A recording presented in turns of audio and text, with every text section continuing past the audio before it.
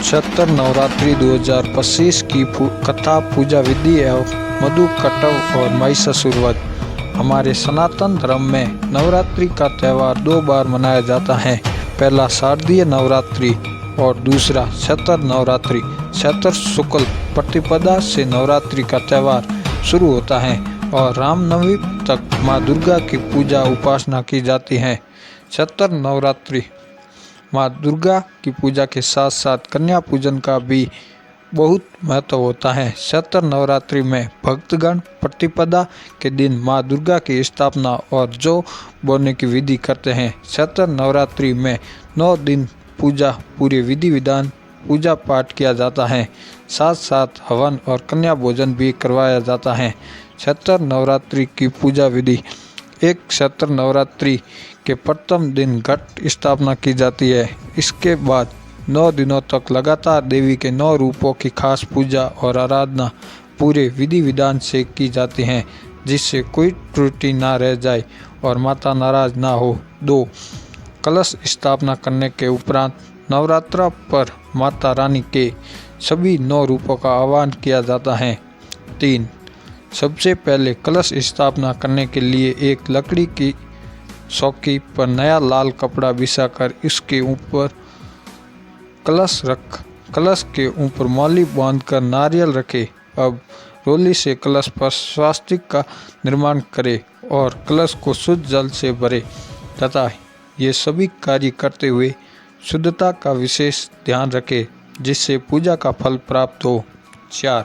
इसके पश्चात चंदन, फूल, दूध, अक्षत, सुपारी और सिक्कों को कलश में ध्यान पूर्वक रखें। 5. पहले दिन स्वार्थ सिद्ध योग में शैलपुत्री देवी की पूजा, तिलक, व्रत और विद्या प्राप्ति के लिए अनुष्ठान किए जाए। छतर नवरात्रि का संपन्न 6 अप्रैल को महानवमी के साथ 7 अप्रैल को विजयदशमी मनाई जाएगी। महाअष्टमी व्रत 5 अप्रैल, महानवमी 6 अप्रैल और विजयदशमी 7 अप्रैल को मनाया जाएगा।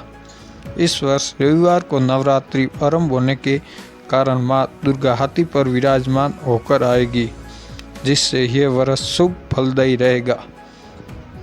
छतर नवरात्रि कथा।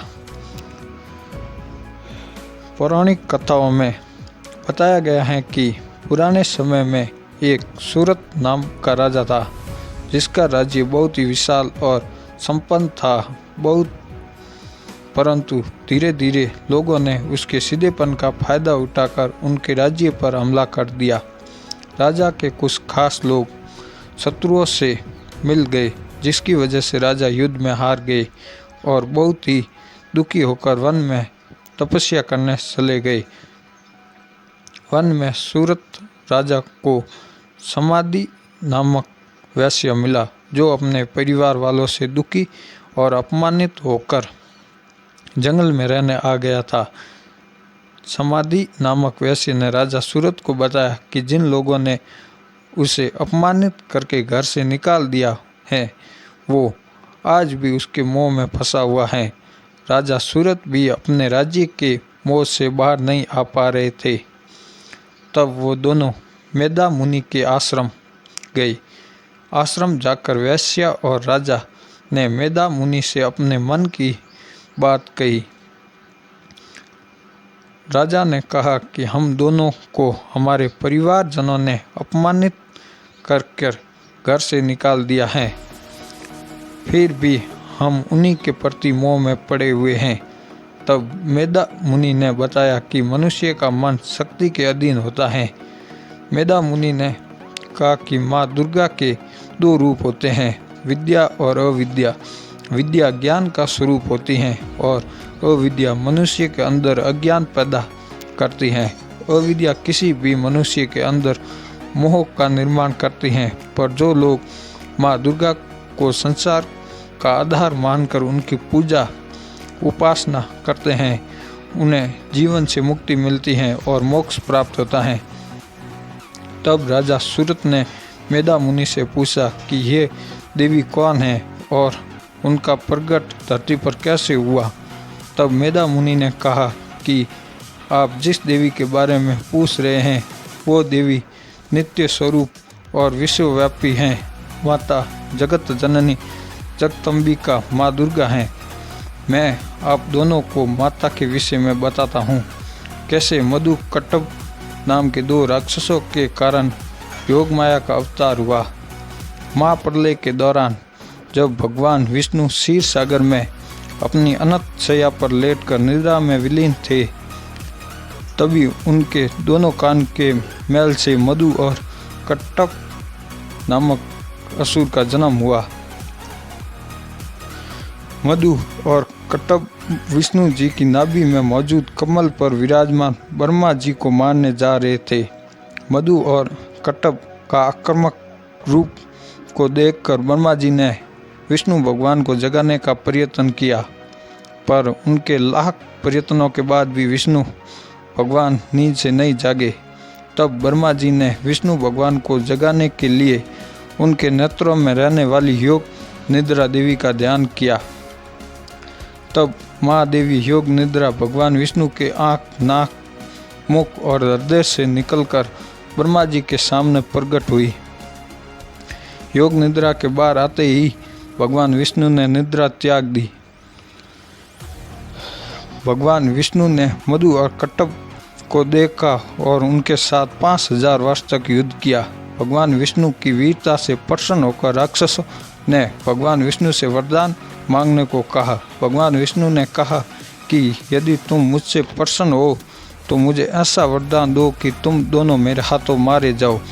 तब राक्षस चारों ओर देखकर बोले कि ठीक है, पर तुम हम वहीं मारना जहाँ पर जल ना हो। उस समय पृथ्वी पर चारों तरफ जल ही जल विराजमान था। असुरों की बात सुनकर भगवान विष्णु ने मधु और कट्टव को अपनी जंघाओं पर लिटा कर उनका अंत किया। इसके पश्चात मेधा मुनि बोले, जिस प्रकार ब्रह्मा जी की प्रार्थना करने से योग माया देवी प्रकट हुई थी, उसी प्रकार जब देवताओं के स्वामी इंद्र और असुरों के स्वामी महिषासुर में युद्ध हुआ तो उस युद्ध में स्वर्ग के स्वामी इंद्र की पराजय हुई। देवताओं और असुरों का युद्ध 100 वर्षों तक लगातार हुआ। इसके पश्चात असुरों का अत्याचार बढ़ता जा रहा था। तब इंद्र और अन्य देवता भगवान विष्णु, ब्रह्मा और शिव की शरण में गए। तब देवताओं ने त्रिदेव को असुरों के अत्याचार के बारे में बताया तो ब्रह्मा, विष्णु और महेश क्रोधित हुए और उनके शरीर से एक विशाल ज्योतिषपुंज निकला, जिससे सभी दिशाओं प्रकाशमान हो गई। अंत में ब्रह्मा, विष्णु, महेश के शरीर से निकला ज्योतिपुंज एक विशाल देवी के रूप में बदल गया। सभी देवताओं ने देवी की स्तुति करके उन्हें शक्ति आभूषण प्रदान किए। देवी की आवाज़ इतनी तेज थी कि उससे चारों दिशाएं गूंज उठी। महिषासुर देवी की गर्जना सुनकर उनकी तरफ आक्रमण करने दौड़ा। देवी के समक्ष से तीनों लोग प्रकाशित हो रहे थे। महिषासुर ने अपनी पूरी शक्ति के साथ देवी के साथ युद्ध किया, परंतु अंत में देवी ने महिषासुर का वध कर दिया। भविष्य में यही देवी शुभ और निशुभ नामक राक्षसों का संहार करने के लिए गौरी देवी के शरीर से प्रकट हुई।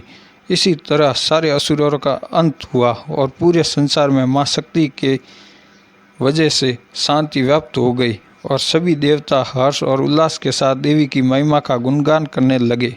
मेधा मुनि ने राजा और वैश्य दोनों से माँ दुर्गा की तपस्या करने के लिए कहा। तब दोनों ने माँ दुर्गा की तपस्या की और माँ दुर्गा ने प्रकट होकर दोनों को मनसा वरदान दिया। माँ दुर्गा के वरदान के कारण वैश्य को ज्ञान प्राप्त हुआ और वो संसारिक मोह से मुक्त हो गए और राजा ने अपना खोया हुआ राज्य पाठ वैभव द्वारा प्राप्त कर लिया।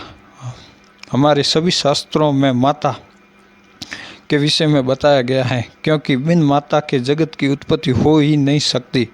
माता ही इस संपूर्ण ब्रह्मांड की उत्पत्ति करता है और यही विनाश करता भी है। इसीलिए हम माता के अधीन रखकर व्रत का नियम पूर्वक माता रानी का पूजा पाठ करना चाहिए, जिससे विद्या ग्रहण करने वालों को विद्या की प्राप्ति होती है, धन चाहने वालों को धन की प्राप्ति होती है। आप सभी को वीडियो के अंत तक बने रहने